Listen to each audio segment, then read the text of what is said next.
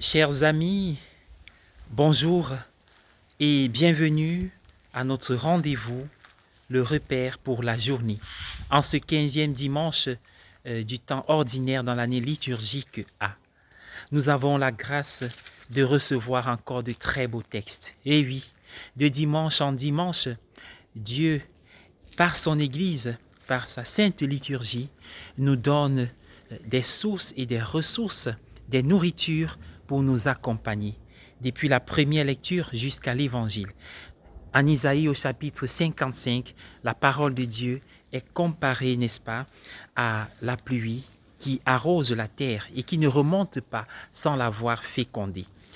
C'est pareil pour la deuxième lecture qui est l'épître aux Romains au chapitre 8, où il y a cette grande et belle affirmation. La création aspire de toutes ses forces à voir la révélation des fils de Dieu.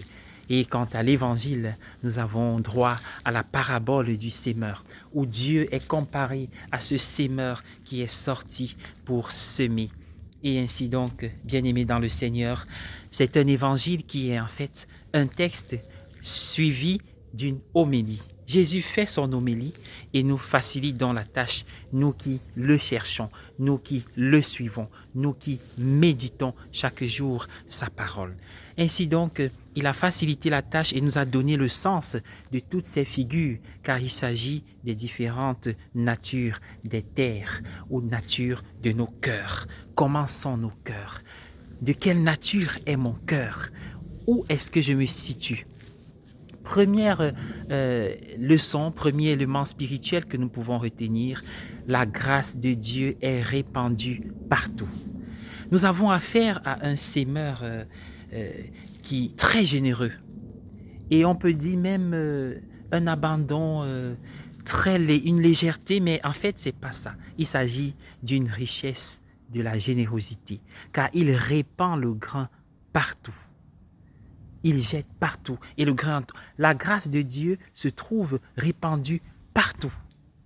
Mais, deuxième leçon, cette grâce, sa fécondité, ne dépend pas de Dieu, mais de nous, et donc de la nature de nos cœurs. Voilà pourquoi les trois types de cœurs qui sont évoqués, c'est-à-dire de terre, d'abord lorsque le grain est tombé au bord du chemin. Ensuite, la terre rocailleuse. Et enfin, n'est-ce pas, la terre où avaient poussé les épines qui étouffent la graine et l'empêchent de germer. Et donc la question est de savoir, et c'est ce qui est positif, comment puis-je être ou devenir une terre féconde et fertile? D'abord, pour le faire, il faut cultiver la terre, c'est-à-dire cultiver nos cœurs. Et comment est-ce que mon cœur est cultivé? Parce que nous savons bien entretenir notre corps. Si on veut rester dans la vision platonicienne de l'homme comme étant un composé de corps et d'âme, même si, voilà, il y a l'esprit, il y a l'âme. Ainsi donc, il ne faut pas simplement entretenir le corps, mais aussi l'âme, cultiver notre âme. Et quelle est la culture? Comment cultiver notre âme? Par la parole de Dieu, la lecture de la parole de Dieu, la fréquentation des sacrements, la disponibilité, la générosité, le service des pauvres, les œuvres de miséricorde. Voilà comment nous pouvons cultiver notre âme. Et c'est en cela que nous pouvons entretenir la grâce qui tombe en nous, qui est semée en nous. Par ailleurs, cela me rappelle cette histoire que j'ai vécue avec un cultivateur, un agriculteur. Je lui ai demandé, comment faites-vous pour avoir une terre aussi fertile? Et il me répond tout de suite, il faut des tonnes et des tonnes de fumier pour être assuré d'une bonne récolte. Ah, c'est merveilleux. Mais comment faites-vous quand vous avez du fumier, puisque ça dégage une certaine odeur? Il dit non, oui, pour avoir du fumier, pour avoir une bonne terre, une terre fertile, il faut prendre du fumier et le mélanger avec le sol, la terre. Ainsi donc, voilà une sagesse, suivez-moi, une sagesse qui est révélée. Le sol fertile est égal au fumier plus la terre. Ainsi donc, la terre est enrichie, mais en même temps, le voisinage n'est pas indisposé par tout ce qui se dégage à cause du fumier. Et cela nous inspire. Dans nos vies, n'allons pas croire, comme le disent les évangiles de prospérité, qu'il suffit de prier, de faire le bien pour être sûr de ne pas avoir de malheur. Nous ne sommes pas responsables de tous les malheurs de notre vie. Il y a des malheurs qui ne dépendent pas de nous. Et la croix existe et fait partie d'ailleurs de la vie.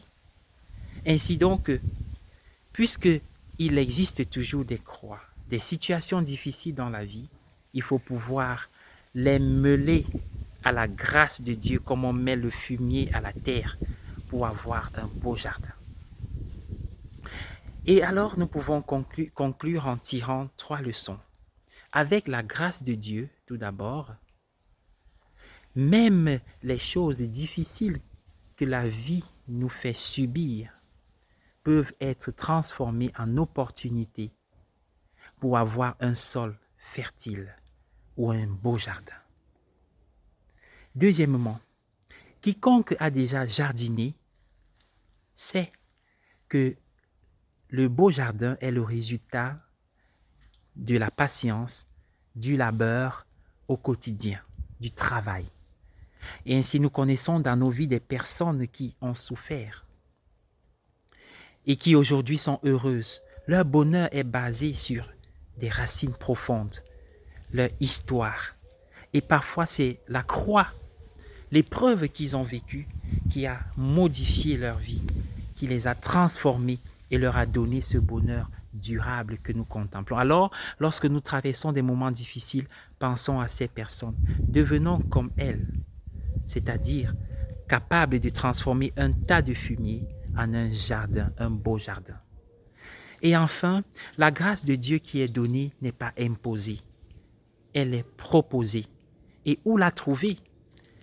Partout dans l'univers, dans le monde, mais particulièrement aussi dans l'Église que Dieu a voulu trouver cette grâce dans l'Église, dans les sacrements, car le Christ qui a fondé l'Église a fait de la croix instrument de supplice, plutôt un instrument de salut. Il a fait de nos péchés un chemin vers le salut. Il les a rendus blancs plus que la neige. Et donc, bien-aimés dans le Seigneur, la grâce nous est proposée. Nous pouvons l'admettre, l'accepter pour qu'elle transforme notre vie et transforme la vie des autres. Je vous souhaite une agréable journée, car aujourd'hui encore, nous avons besoin de cette grâce de Dieu. Fais de moi, Seigneur, un instrument d'amour et de paix, un sol fertile. Amen.